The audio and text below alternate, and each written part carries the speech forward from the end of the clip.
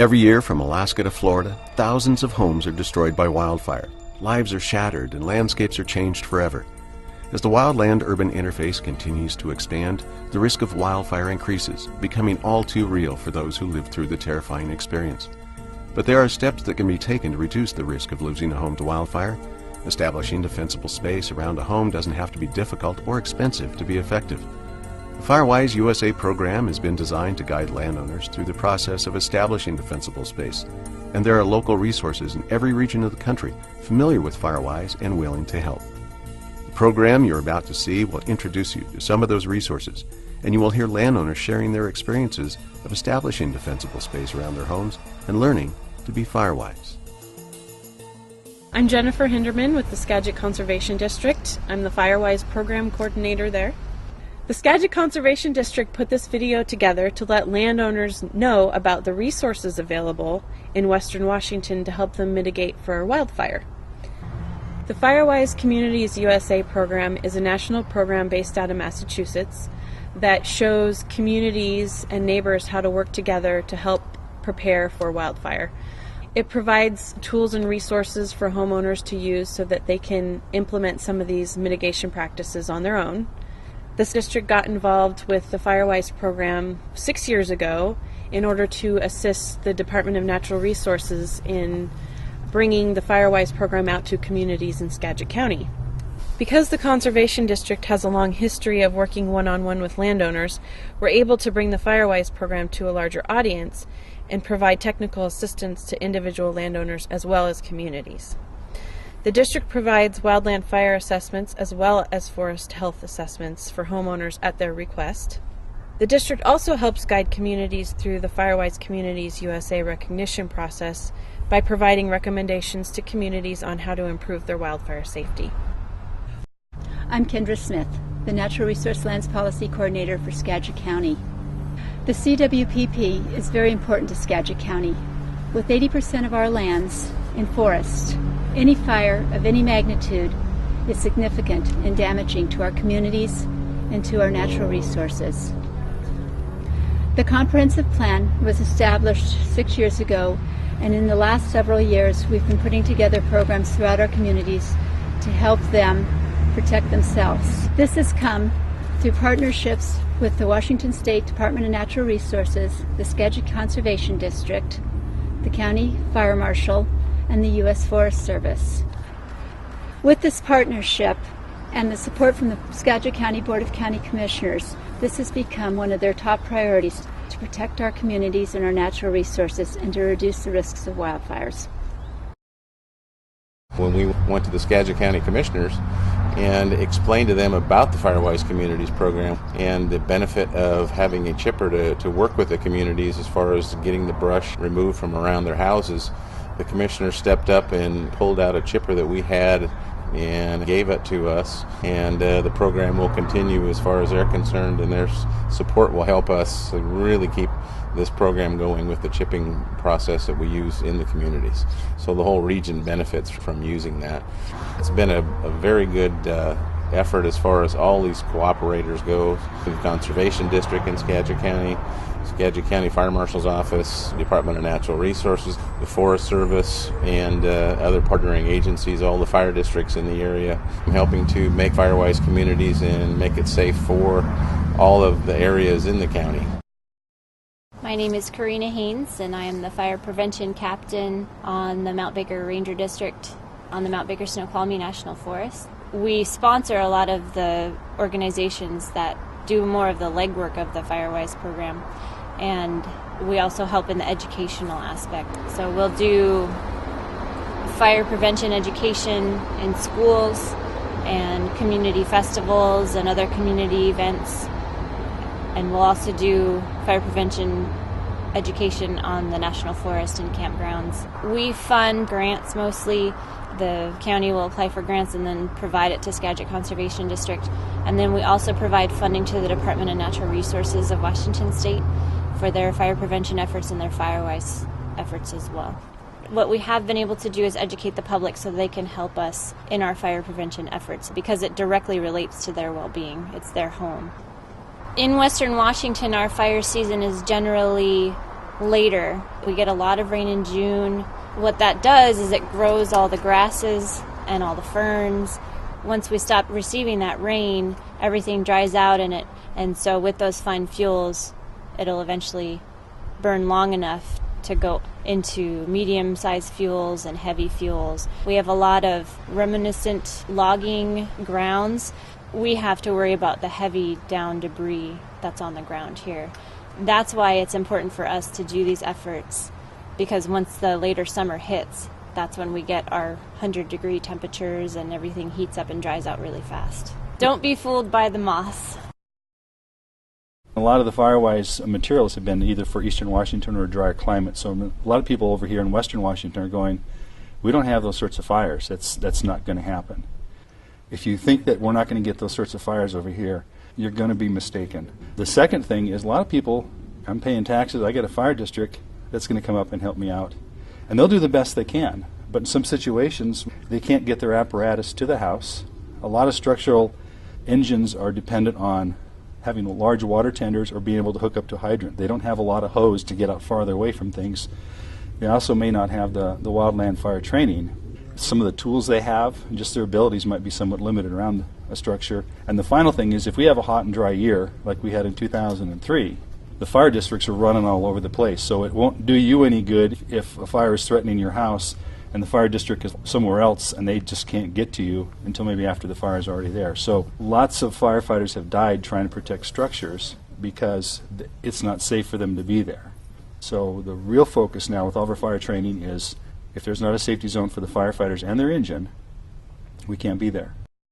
I'm Ted Irvin, chairperson of the Firewise Committee here at Cascade River Park, which is located 4 miles outside of Marble Mount in Washington State. We are trying to make this community a Firewise community to protect structures in case of a wildfire coming through the area. We went to a Firewise meeting 5 or 6 years ago. I thought it was a good idea for Cascade River Park. And after a little time convincing some other people why, the park went along with it, and so now we are a Firewise USA community. I'm very concerned that a fire would start in Cascade River Park from somebody having a campfire that got out of control or something like that. Yeah, I'm real concerned about it. I became involved with the Skagit Conservation District. They worked up a Firewise plan. We do have a 3-year plan that we are working at implementing that. As you can see, if you look around the park, there's lots of places to implement the plan. Last year, we worked on clearing an area around the park caretaker's residence. It had grown up and had a lot of ladder fuels in there that needed to be removed. With the help of DNR, we've got a sizable area taken care of and all chipped up. So now it's a case of maintaining that and moving on to the next area. We've had some challenges to overcome, and it's a slow process because this isn't one total area that you can clean everything up. We've been working more on pockets around the park because each lot's only about 1/4 of an acre. So if you're talking about 100 feet of defensible space, you're overcutting your neighbor's trees down. You've got to talk to your neighbor and say, okay, well, they limb their trees up if I limb my trees up. And so we're trying to create pockets that will help us in the event of a wildfire going through here. My name is Dick Webb. I am a member of the Firewise Committee of Cascade River Park. We have seen at least 2 very close fires that affected the park. And on one of the particular fires, we were evacuated out of the park.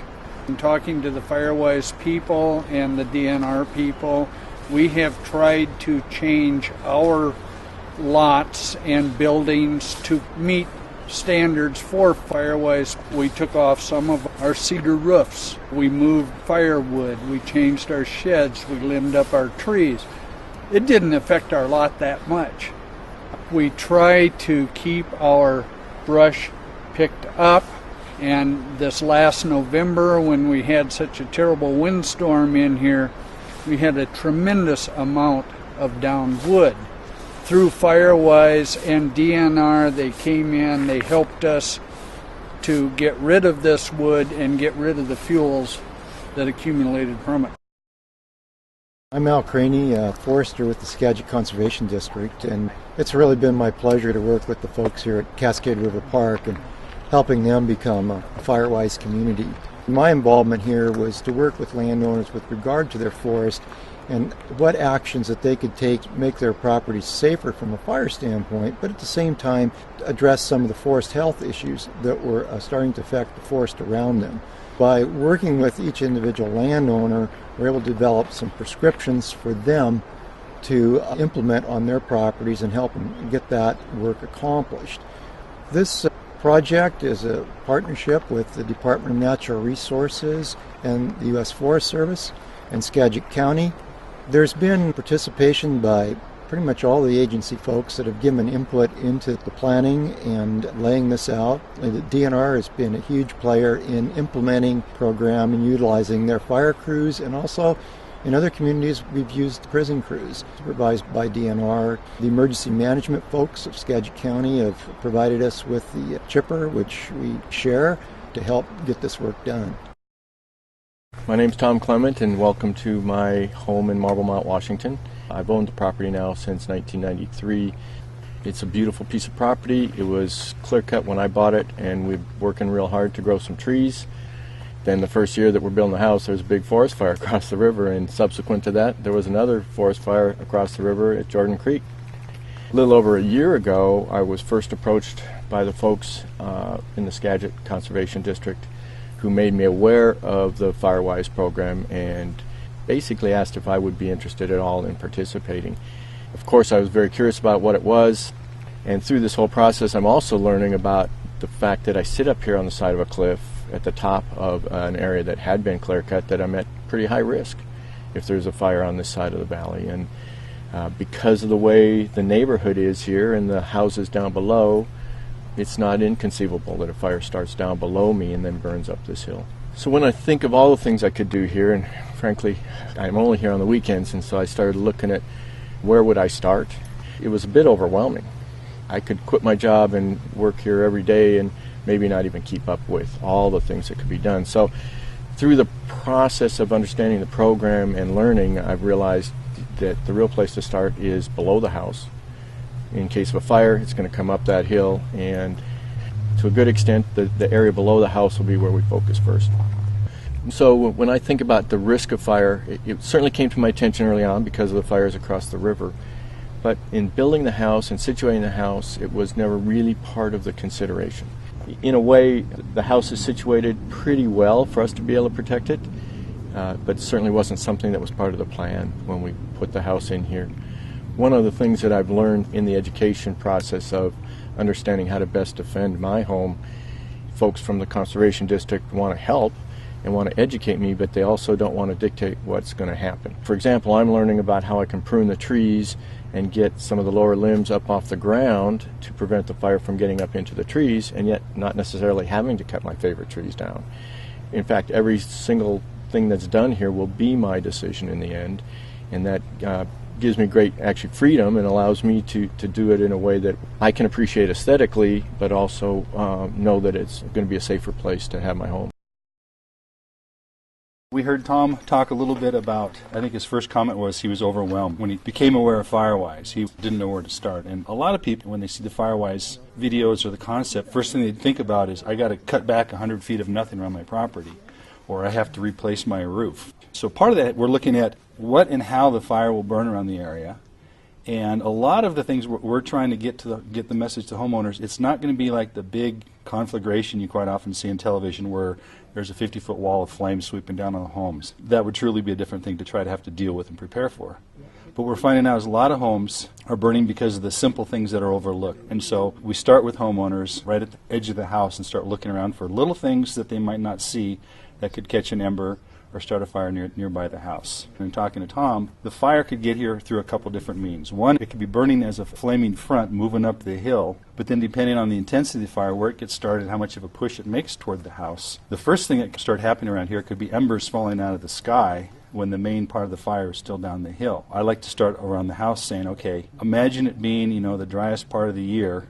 If I started walking around your house flicking matches down, what could catch on fire where those matches would land, and how could that carry to the house? And so what are the close vulnerabilities right near the house? Before we even start talking about clearing brush farther away, let's start right at the home and work out. In this situation, there's a couple scenarios that we can have a fairly large fire coming this way. And again, ahead of the main body of the fire would be the firebrands. Let's look to see what's going on and how the local vegetation can spread the fire and what's the most likely scenario for that fire approaching the house. The main thing now is Tom is aware, and by taking some steps around here, he could put us way ahead of the game. He can do things around his house. He can also do things around here that can make it safe enough that we might be able to say, yeah, we could put an engine crew here, and they could ride out a fire if it comes up the hill. They can be here to protect the structure. Otherwise, there might not be anybody here by the time the fire gets here.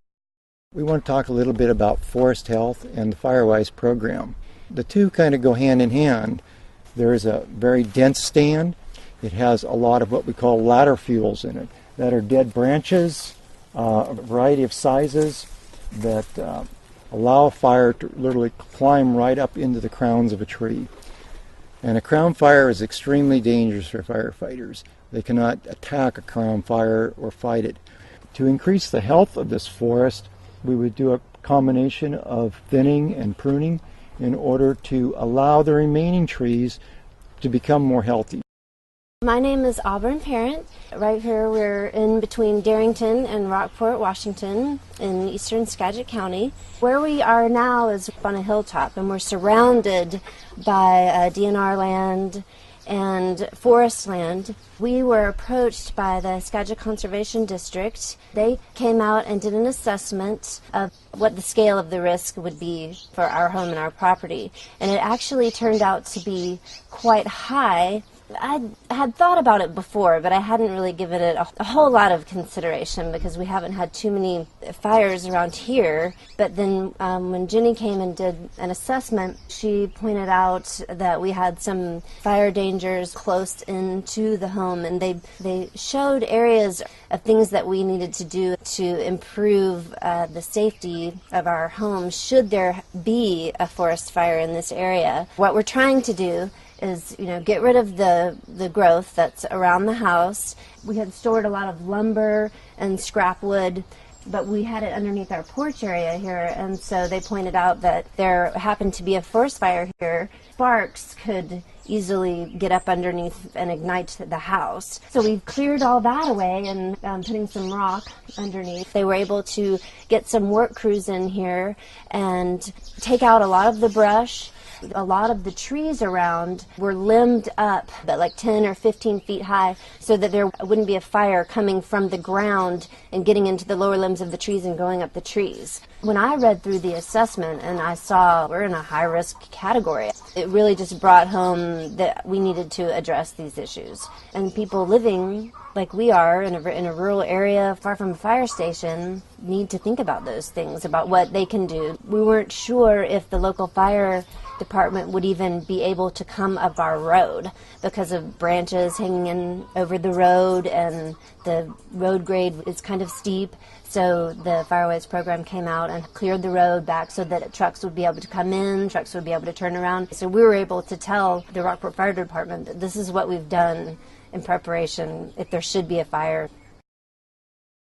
In this community, we did several fuel reduction projects to make the structures that are out in this forest environment more resistant for wildfire. Zone 3 is 100 to 200 feet from the structure, and then from there we have the forest zone beyond that. And Zone 3 is an area where we thinned the trees and pruned them. Thinning done here was a little heavier than we would normally do in a forest environment, but what we were trying to do is capture all of the healthy trees that remained after previous damage and also allow for some natural regeneration of species that would be suitable for this site. So along with the fuels reduction treatment, we also had the forest health issue to deal with, and so those trees that were in poor health were removed. So what you can see is a fairly open forest, one where the ground fuels have been removed. We're looking into Zone 2, which is closer to the home, 30 to 100 feet. This is a fairly open forest, pretty heavy fuels reduction. The big majority of fuels were removed from Zone 2. It's an area where we still have trees, but they're dispersed. And as we move even closer to the structure, back to Zone 1, which would be 0 to 30 feet, we're back into an area where it's very small shrubs, a lot of rock gardens, and other type plants that are not farmable. Having a Firewise risk assessment done and implementing the recommendations is no guarantee that a home would not be lost or damaged in a wildfire. The fuels, terrain, weather, and availability of fire suppression assistance are all factors that could work against a landowner. But that's what Firewise teaches us to plan for, the worst-case scenario. Establishing adequate defensible space around your home is the very best action you could take to reduce your risk. Contact your local conservation district, regional DNR office, or local fire district for a risk assessment soon. The best time to be Firewise is before the next fire starts.